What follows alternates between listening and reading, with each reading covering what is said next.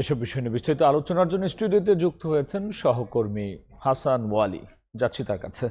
ওয়ালি, জ্বালানির যে অবস্থা বা পরিস্থিতি আসলে কোন দিকে যাচ্ছে, একই সাথে রূপপুরের কথা শুনলাম এবং সেই আশার আলোটা আসলে কিভাবে দেখছে বা কি আসলে সর্বশেষ জানা গেল? ধন্যবাদ আপনাকে। আপনি জানেন যে প্রতি বছরই গরম যখন আসলে বাড়ে তখন কিন্তু বিদ্যুতের চাহিদা অনেক বেশি থাকে গ্রাম শহরে সব জায়গায়, আর বিশেষত গ্রামের কৃষিকাজ, সেচ সব কিছু মিলে কিন্তু গ্রামের এক ধরনের চাহিদা এই সময়টাতে আসলে আরেকটু বেশি বাড়ে। সেটি যেমন হয়েছে, একই সঙ্গে এবার জ্বালানি সংকটের ফলে কিন্তু বিদ্যুৎ উৎপাদন সেই জায়গায় বিঘ্নিত ঘটার ফলে কিন্তু সেই চাহিদাও কিন্তু পূরণ করা পুরোপুরিভাবে সম্ভব হচ্ছে। সব মিলে কিন্তু এক ধরনের কঠিন অবস্থা, সবার মধ্যে এক ধরনের অসন্তোষ। সরকারও কিন্তু নানামুখী চেষ্টা করছে যে এই বিদ্যুৎ সংকট কিভাবে কাটানো যায়, সেখানে কিন্তু কিছুটা আশার বাণী বলা চলে, কিছুটা আশাবাদ আজকে জানিয়েছেন মন্ত্রী। সেটি কিন্তু আসলে আপনি যেমনটি জানতে চাচ্ছিলেন, আমরা রূপপুর পারমাণবিক বিদ্যুৎ কেন্দ্রের সুখবর যেটি সেটি জানি যে ফুয়েল লোডিং কার্যক্রম উদ্বোধন হতে যাচ্ছে মঙ্গলবার।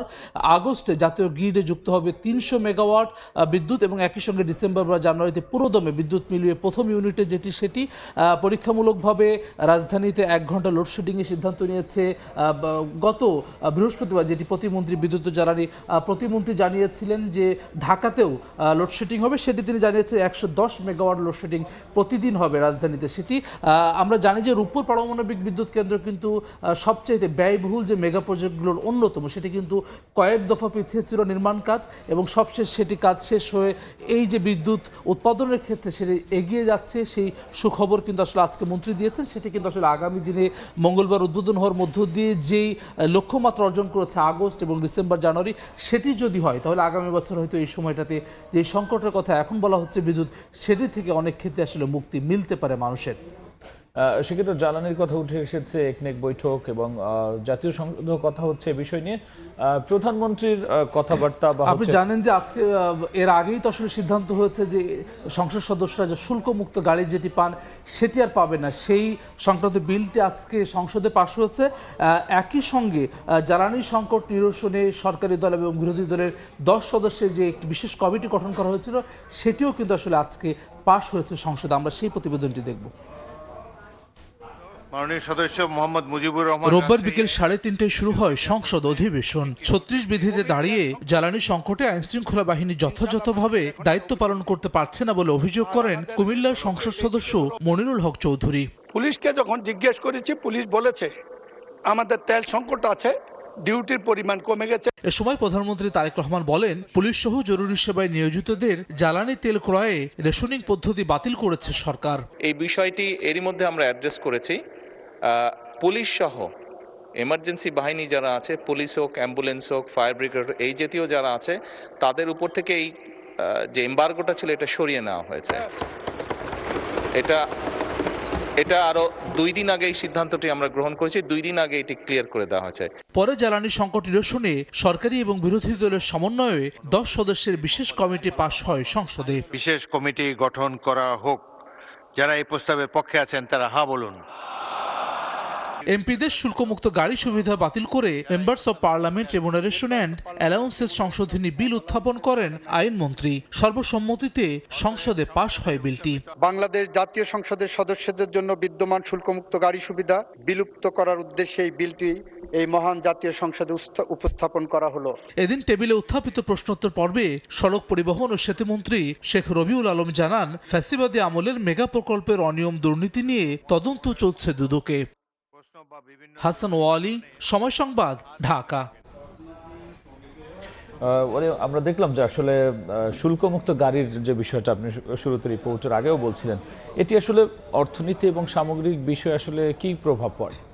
এটি তো অনেক ক্ষেত্রেই প্রভাব পড়ে, আর সবচেয়ে বড় যেটি যে জনগণের সঙ্গে যে জনগণের প্রতিনিধিদের যে দূরত্ব সেটি নিশ্চয়ই কিছুটা মনস্তাত্ত্বিকভাবে আসলে কিছুটা কমবে। যে অনেকে মনে করতে পারে যে এমপিদের জন্য বিশেষ সুবিধা, সেটিও কিন্তু আজকে আইনমন্ত্রী যখন বিল উত্থাপন করেছেন সেটি বলেছেন। এবং একই সঙ্গে আসলে এখনকার যে অর্থনৈতিক বাজার বাংলাদেশের ক্ষেত্রে বাজেটে সব কিছুতে এক ধরনের প্রভাব পড়ে এবং সেটি কিন্তু সব ধরনের মানুষের উপরে তার এক ধরনের প্রভাব যায়। সেটি কিন্তু আজকে প্রধানমন্ত্রী তারেক রহমান কিন্তু নির্বাচনী ইশতেহারের সেই সময় বলেছেন, পরেও কিন্তু সংসদের শুরুতেই কিন্তু আসলে এটি সরকারের তরফ থেকে বলা হয়েছিল। একই সঙ্গে বিরোধী দলের তরফ থেকেও কিন্তু আসলে শুল্কমুক্ত গাড়ি না নেওয়ার ব্যাপারেও কিন্তু বলা হয়েছিল। মোটামুটি বলা হচ্ছিল ঐকমত্যের ভিত্তিতে কিন্তু আসলে এটি পাশ হলো।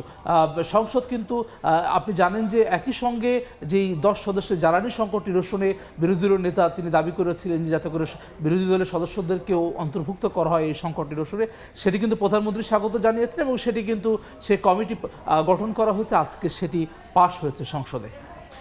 সেক্ষেত্রে একনেক সভা নিয়ে সবশেষ কি আপডেট?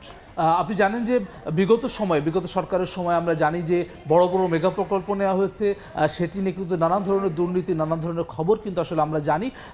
প্রধানমন্ত্রী তারেক রহমান কিন্তু দায়িত্ব নেওয়ার পরেই কিন্তু বলেছেন প্রকল্প গ্রহণে ব্যয় সাশ্রয়ী হওয়ার নির্দেশনা তিনি দিয়েছেন। আজকে সচিবালয়ে একনেক বৈঠক হয়েছে, সেখানেও কিন্তু তিনি একই রকম নির্দেশনা দিয়েছেন। আমরা প্রতিবেদনটি দেখব। বিগত আওয়ামী লীগ সরকারের আমলে নেয়া মেগা প্রকল্পগুলোর দুর্নীতি নিয়ে ছিল ব্যাপক সমালোচনা। অর্থনীতির নাজুক পরিস্থিতির জন্য দায়ী করা হয় এসব মেগা প্রকল্পকে। অর্থনীতি পুনরুদ্ধারে দায়িত্ব নেওয়ার পর থেকেই সাশ্রয়ী প্রকল্পে মনোযোগী বিএনপি সরকার। রোববার সচিবালয়ে জাতীয় অর্থনৈতিক পরিষদের নির্বাহী কমিটি একনেকের সভায় প্রকল্প নেয়ার ক্ষেত্রে তা জনবান্ধব কিনা বিবেচনার পরামর্শ দেন প্রধানমন্ত্রী। সভা শেষে ব্রিফিংয়ে পরিকল্পনা প্রতিমন্ত্রী জানান, প্রকল্প ব্যয়ের ক্ষেত্রে সাশ্রয়ী হতে নির্দেশ দিয়েছেন সরকার প্রধান। মাননীয় প্রধানমন্ত্রীর নির্দেশটা খুব স্পষ্ট, সেটা হচ্ছে আমাদের সাশ্রয়ী হতে হবে ব্যয়ের দিক থেকে, তাহলে 1 নম্বর। 2 নম্বর হচ্ছে যে ব্যয়গুলো কোন কোন খাতে হচ্ছে সেগুলো যৌক্তিকতা নির্ধারণ করতে হবে। 3 নম্বর হচ্ছে যে যে প্রকল্পগুলোই নেওয়া হয়েছে সামঞ্জস্যপূর্ণ কতটা। বৈঠকে উত্থাপিত 17টি প্রকল্পের মধ্যে 15টি নিয়ে আলোচনা হয়, আর অনুমোদন পেয়েছে প্রায় 13,500 কোটি টাকার 14টি প্রকল্প। 17টি প্রকল্পের মধ্যে 6টি নতুন প্রকল্প ছিল, 7টি সংশোধনী প্রস্তাব আছে আর 4টি মেয়াদ বৃদ্ধির প্রশ্ন আছে।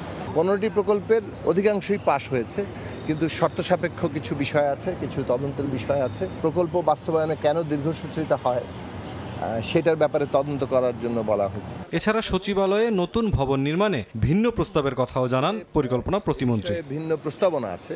মুরসালিন হক জুনায়েদ, সময় সংবাদ, ঢাকা।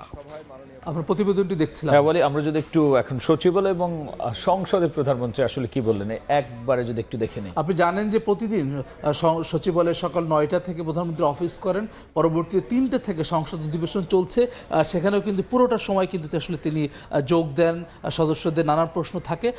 আজকে যেটি আমি এর আগে শুল্কমুক্ত গাড়ির কথা বলছিলাম, আরেকটি বিষয় যেটি প্রধানমন্ত্রী আজকে কুমিল্লা সংসদ সদস্য মনিরুল হক চৌধুরীর প্রশ্নের উত্তরে তিনি জানিয়েছেন, জরুরি সেবা, পুলিশ, চিকিৎসক সহ অন্যান্য যারা জরুরি সেবা রয়েছেন তাদের গাড়ির তেল কেনার ক্ষেত্রে রেশনিং থাকছেন, অর্থাৎ তারা যেই দীর্ঘ কোথাও যদি লাইন থেকে থাকে সেই লাইন ছাড়াই আসলে তারা তেল নিতে পারবেন, দায়িত্বে যাতে কোনো ধরনের অবহেলা না থাকে সেটির জন্য তিনি নির্দেশনা দিয়েছেন, দুদিন আগে সেটি জানিয়েছেন।